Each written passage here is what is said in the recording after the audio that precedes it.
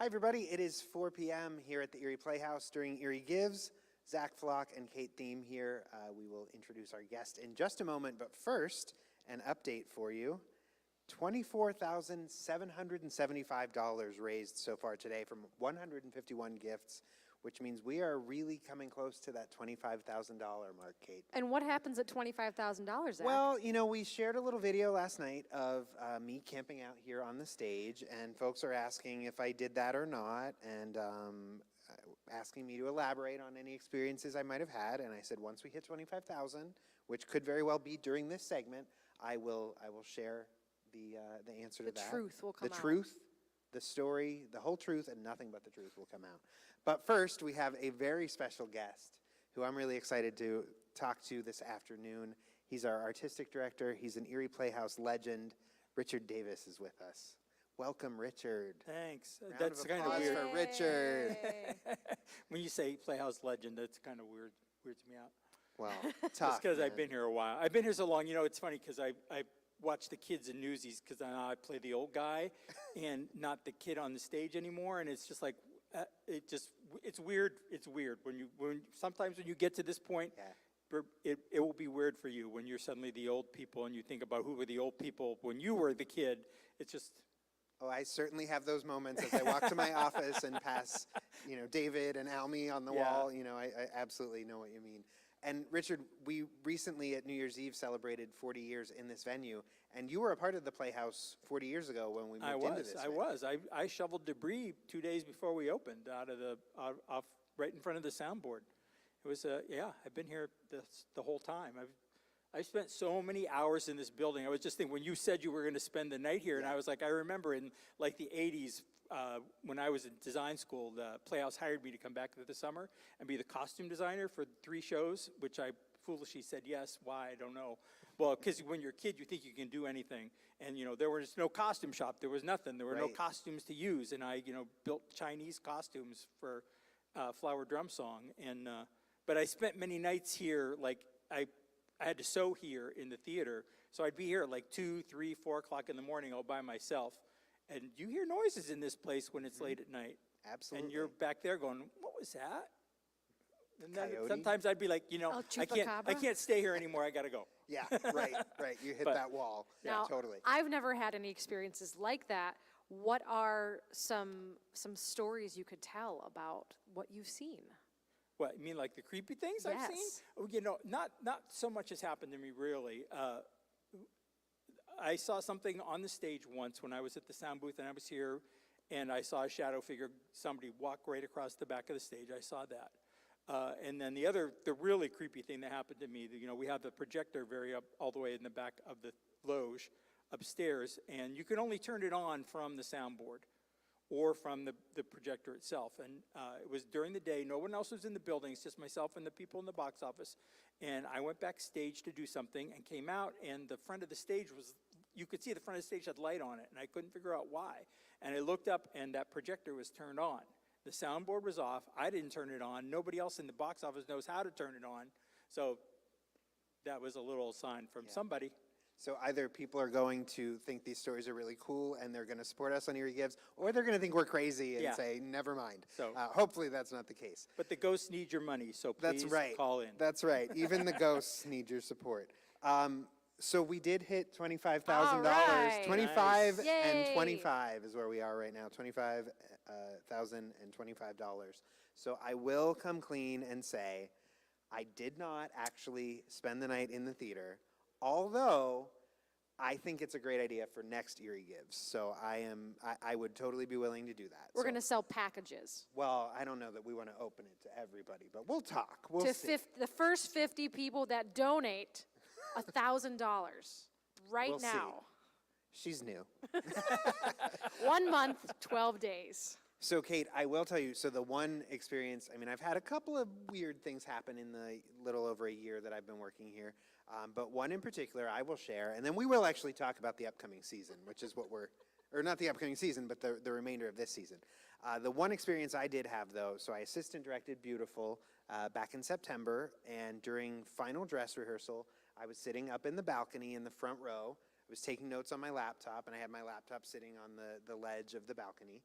and typing notes, and I felt a hand on my shoulder, and I assumed that it was Nico, who was up in the light booth. I assumed he had come down to ask me a question and tap me to get my attention. So I kind of gestured, like, hold on a second, finished what I was typing, turned around. The pressure of that hand was still there, which I thought was a little weird that Nico would just leave his hand on my shoulder for that long. He's a very caring Very person. nice guy. Thanks, Nico. Yeah. But I turned around and it was not Nico. Nobody was there, but it was definitely that feeling of someone tapping me on the shoulder. So I have some theories, Yeah. I took it as a positive sign, that kind of thing. A lot of ghost sightings happen up in that Loge area, Yeah. so. Yeah. So Where were we? how do So we we're- pivot from that? Matt. So Richard, tell us a little bit. We've got some exciting stuff coming up yet in the 2024 season. We do.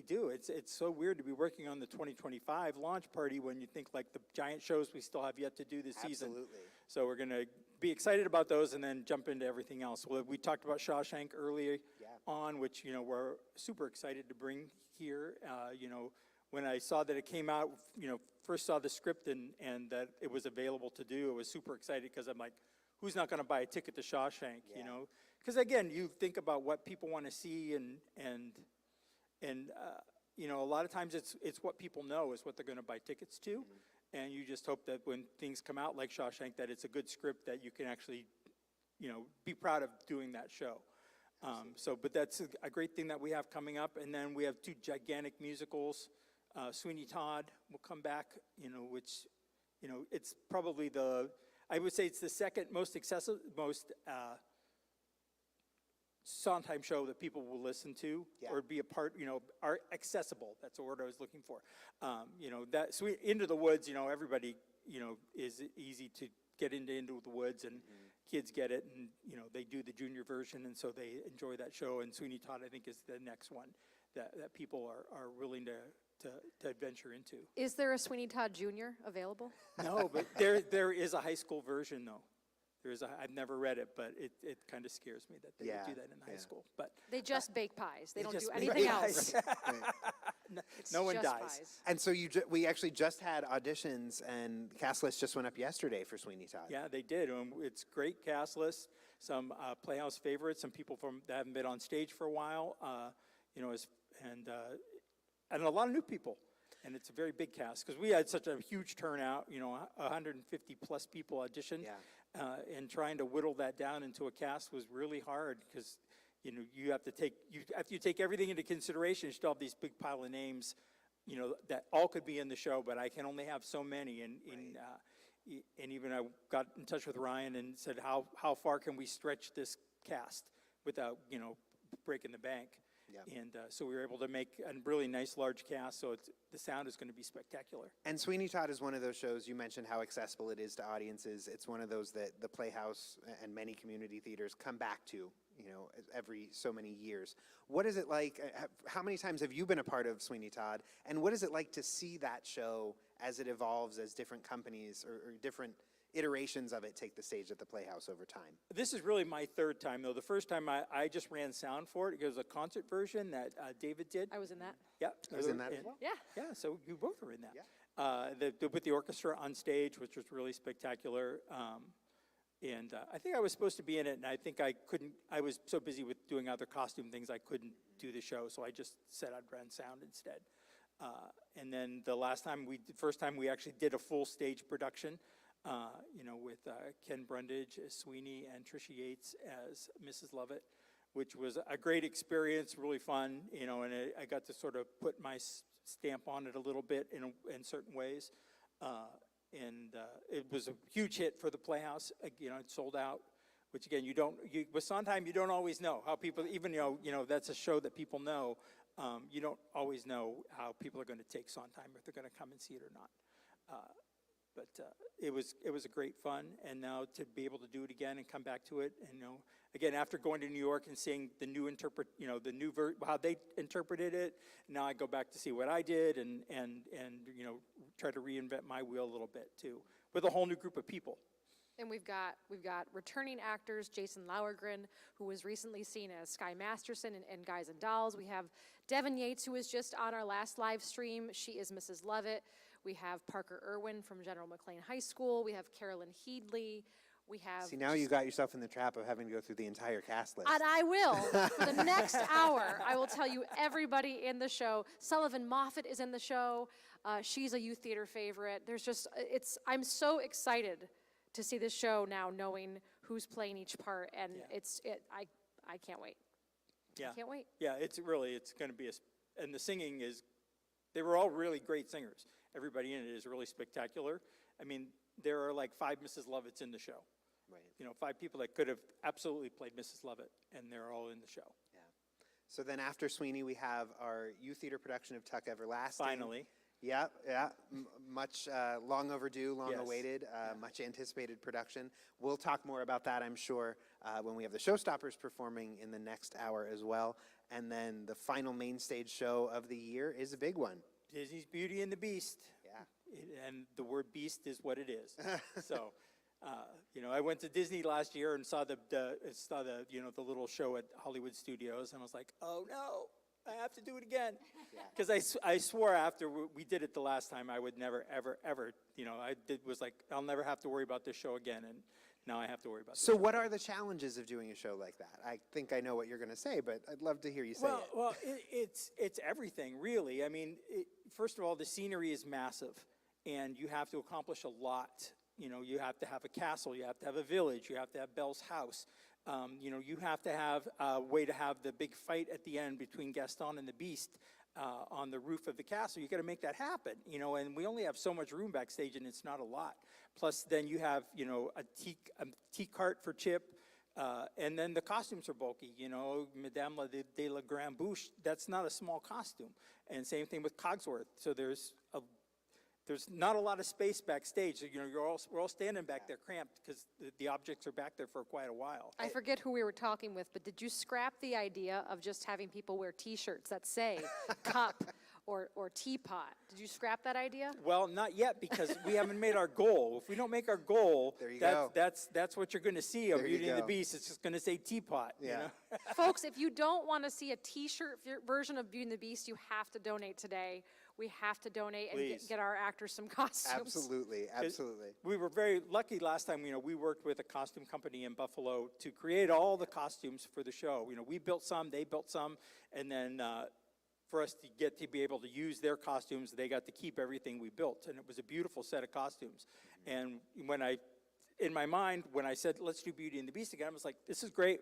We have all the costumes. We'll be totally set to go. And unfortunately, they burned to the ground last summer and lost everything, lost all those beautiful, beautiful costumes. Oh, I'm going to get teary. And so Ryan and I have just been trying to find a set of costumes that, were something that we thought were nice enough for the Playhouse and were affordable.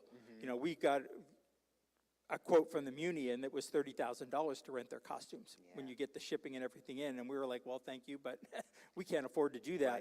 Right. And we actually haven't been able to find a real whole set that we've liked. So now we're going to sort of do it ourselves a little bit with some pieces rented, but we're going to make some things happen. Which I'm sure is a scary proposition, but having seen the work that you and Ryan and Crystal and everyone, put into these costumes for all of our productions, I have no doubt they're going to be incredible. Yeah, so we'll be sewing a Yeah. lot. There'll be a lot of sewing. Yeah. So you won't see me here in the theater during the day. Starting September, I'll be at the costume shop every day for a month. But then, you have all the props, and it's just a big, gigantic show. And last time, I'm sure like this time, we'll have to do the same as before. We had to put a storage unit behind the theater. And at intermission, we took the scenery we did in Act 1 that we didn't need anymore and put it in the storage unit and brought the scenery in we needed for Act 2. We were just talking about that the other day. Yeah. The one day there was a car parked in the loading area, and we literally had to pick up and move a car. I know. It's and we did it. A lot of strong chorus boys. Yeah. And me.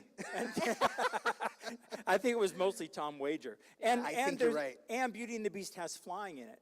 Right. That's right. and magic. And magic. Yeah. And Lots lots of of magic. magic. Lots And of last magic. time we were one of the first places to do it, when we did it the first time. And they didn't have any special flying tricks. All we could do is lift the Beast up in the air because nothing had been developed by anybody yet. So now the Beast will go up in the air and he'll spin because that technology now exists. During the whole show, though, he'll be in the air. It's Yes. a new If concept. we have it, we might as well use it, right? Dave is just going to Everyone's spin, flying. spin. Yes. Yeah. And cast list for that just came out as well. It did, and again, it's a giant cast list. Great, some new people, some great new people, but also some wonderful people that have been on the stage many times. And again, some people that have just been in the chorus are suddenly going to step up and have a big role, like Gabe Gallagher, who's Awesome. he really hasn't done anything that major for us, and he's going to be playing the Beast. That'll be great to see, for Yeah. sure. And then, of course, 2025 season is not far off at all. No. We actually announced that that'll be starting with Waitress, so that's already out there, and that was recently cast as well. Yeah, yeah, and they are, again, a fantastic cast. Yeah. Brand new person to the Playhouse playing the lead in that show as well. Yeah. So, Yeah. And then there's 2025 in general on the horizon. and it's epic. Is It your is epic. Is your answer still no for a hint? Yeah, my Okay, answer is just still no checking. for a hint. Sorry. But- You're going but- to have to wait Yeah. for my Facebook I was going in to a say, couple weeks. So. keep your eyes peeled because Richard, legendary with his hints, gives them Absolutely. every year before the launch party. So keep your eyes posted to Facebook for those. Yeah, so the launch party coming up August 25th, the entire 2025 season will be revealed, so Yeah, folks and should we have join a us for giant that. cast for that too. There's like 50 people in the cast for that night of shows. That's so. great. Lots of good stuff. Yes. That's all I'll say. I won't. I don't want to. I don't want to spoil anything either. So I'm not going to say anything more than that. We can say, though, that we're very, very excited to be partnering with 5 Iron Golf. That's For right. that evening, we're going to be having appetizers prior to the show and dessert at 5 Iron after the show. So we're very, very grateful for letting us come and sort of invade their second floor for that evening. But it's a wonderful space, and I think if you are attending that night, you're going to be very impressed. And we still have seats for that too. We do. You can call the box office to RSVP for that. Caroline is standing by as we speak, ready to take your call at 814-454-2852. She can take those RSVPs for the launch, and we are hoping to have, and I know we will have, a packed house as we Yeah. always do. It's a really awesome event It's a great every year. party. It's a yeah, really great party. absolutely. Terry Marshall knows how to throw a party. She Got to certainly give her a does. shout out as well. Richard, I do want to just ask you in general. So you've been a part of the Playhouse for a very long time, as you shared with us. Why do you think it's so important for people to support an organization like the Playhouse?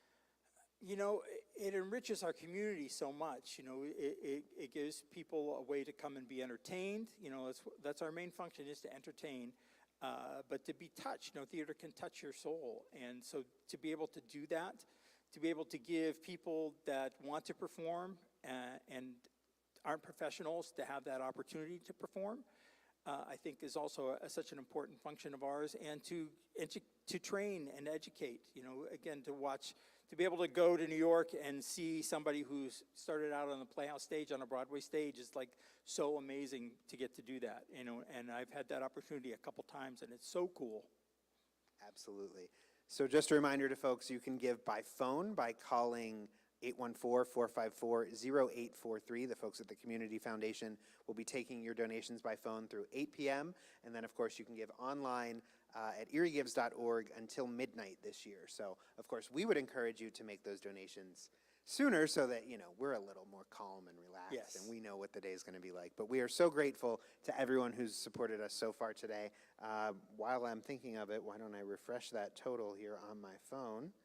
We are at $25,100 raised through 155 gifts so far. So we are so fortunate to have the support of so many in the community. And we hope that that support will continue throughout the day. Coming up in our next hour, we have the Showstoppers performing, so you're not going to want to miss that. And then later tonight, we have some more surprises in store. So keep your eyes on our Facebook feed and YouTube feed for more live streams. All right, we'll see you in, I don't know, less than an hour, right? 5 o'clock. Sweet. We'll be back. Bye. Thanks, Richard.